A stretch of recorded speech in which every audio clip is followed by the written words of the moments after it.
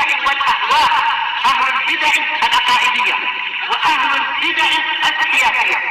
نقول بيننا وبينكم السلف، بيننا وبينكم الكتب، كان فيقول البدع بيننا وبينكم. Bismillahirrahmanirrahim. Qala al-Imam al-Bukhari rahimahullah.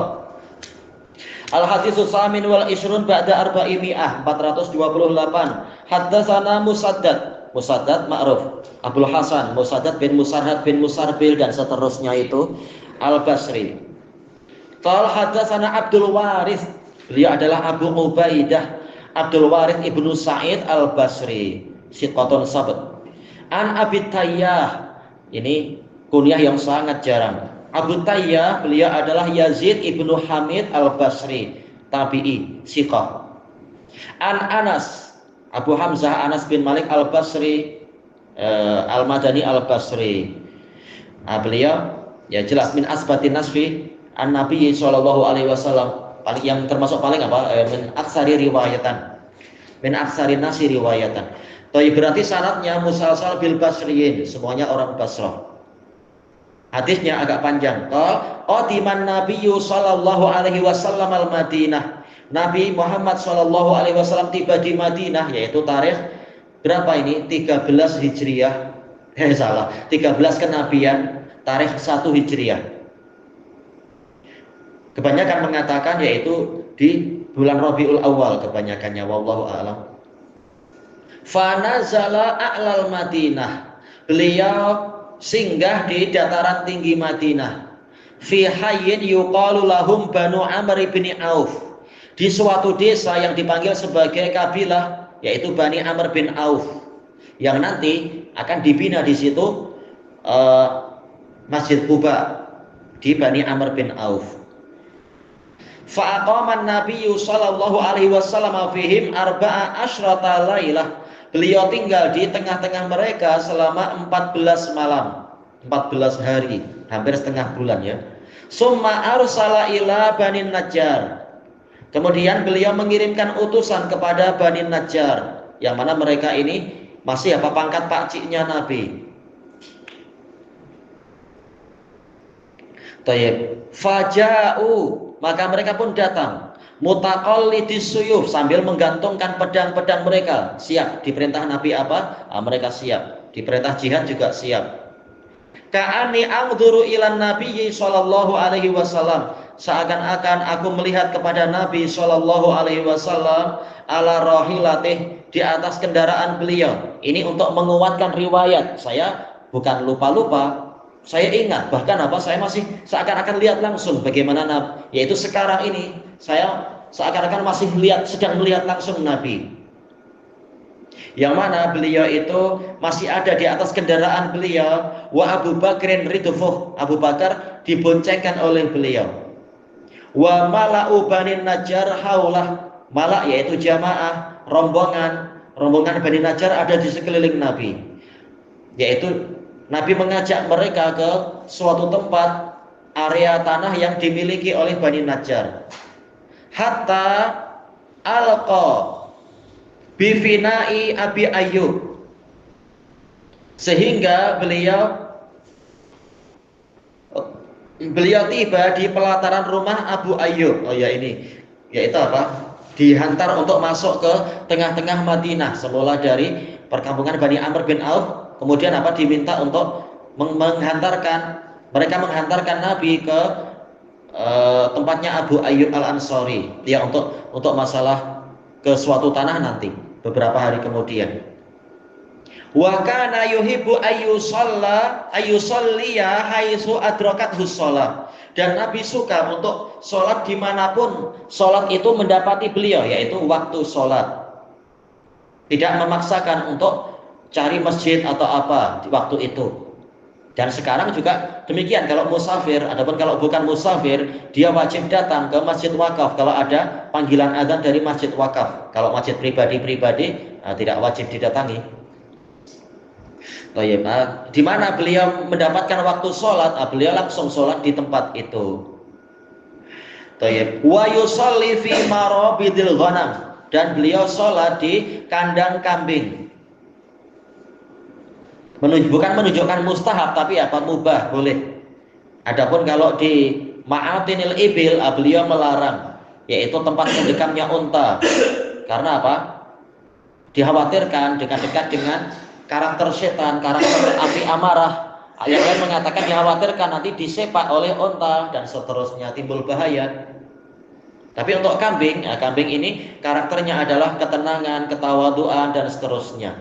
Maka Nabi suka untuk sholat di kandang kambing. Apakah langsung ataukah dihamparkan tikar?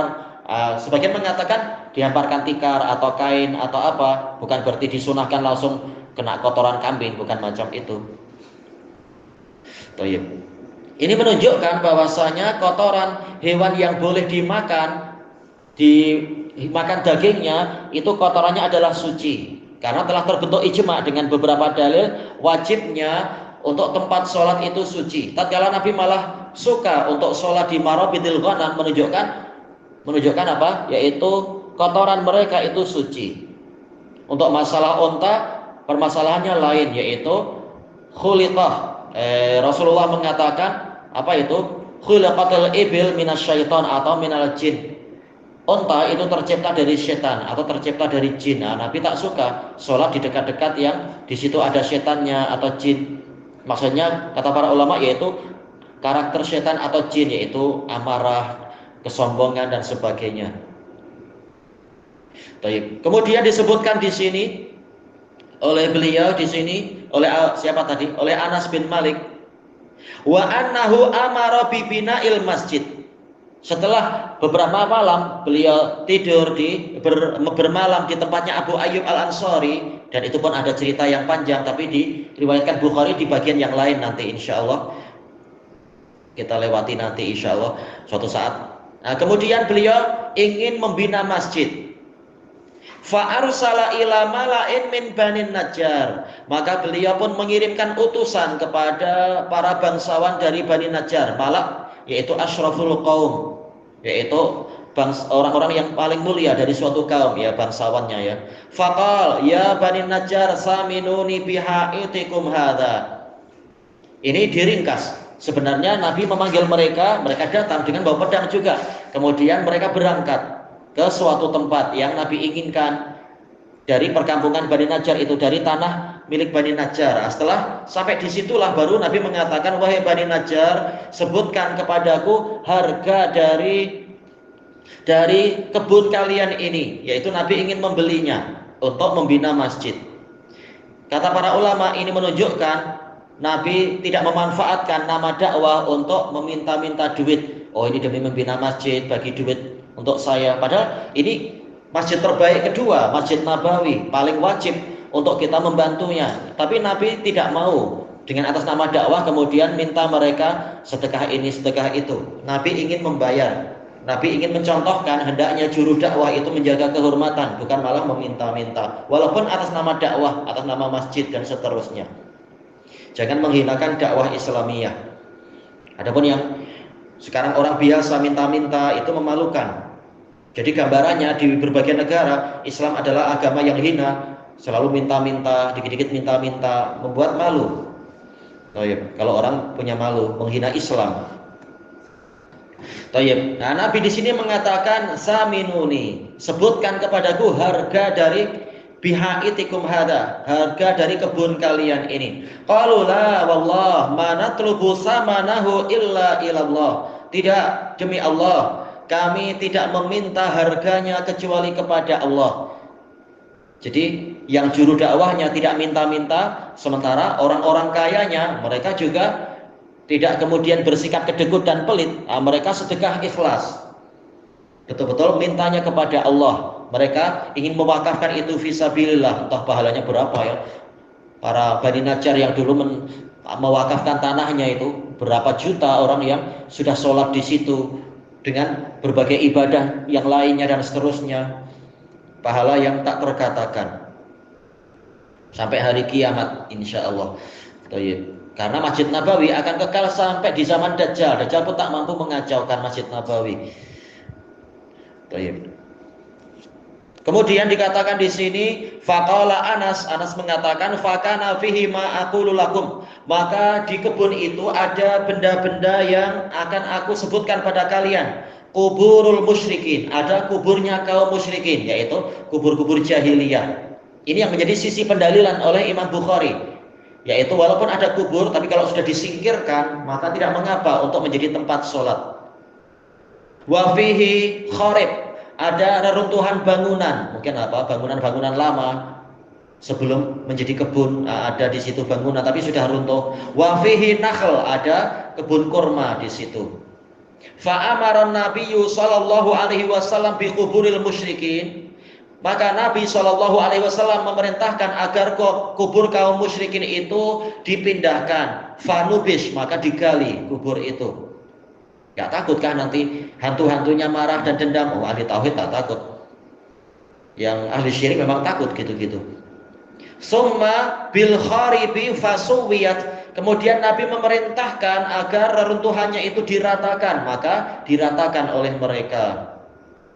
Wa bin nakhli faquti, dan memerintahkan agar pohon-pohon kormanya itu dipotong, maka dipotong. Ini menunjukkan boleh untuk memotong tanaman-tanaman yang bermanfaat apabila demi kemaslahatan yang lebih besar. Tanaman boleh ditanam lagi di tempat yang lain misalkan. Tapi sekarang jelas masjid lebih diperlukan daripada kebun. Toh bukan semua kebun dihabiskan, tapi cuma sebagian saja. Ini menunjukkan boleh yang seperti itu.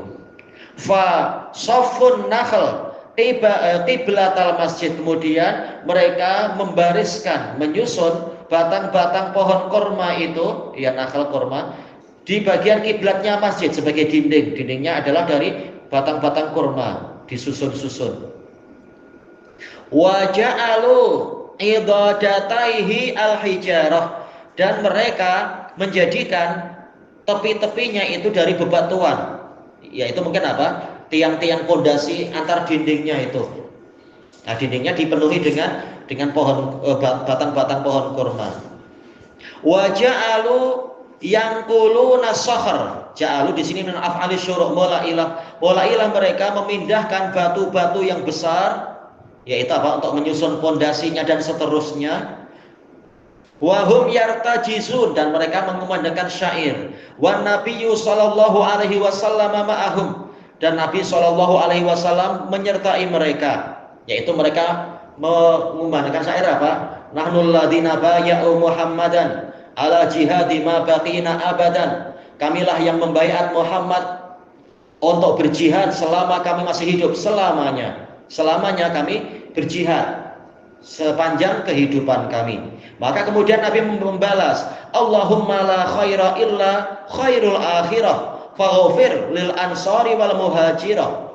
Ya Allah, tidak ada kebaikan yang hakiki kecuali kebaikan akhirat, maka berikanlah pengampunan untuk ansar dan muhajirin. Baik. Kata para ulama, ini menunjukkan bolehnya mengumandangkan syair sebagai penyemangat di dalam jihad, di dalam bekerja dan seterusnya. Baik. Ilahuna wallahu a'lam. Subhanakallahumma wa bihamdika la ilaha illa anta astaghfiruka wa atubu ilaik. Walhamdulillahirabbil alamin. Jazakumullahu khairan.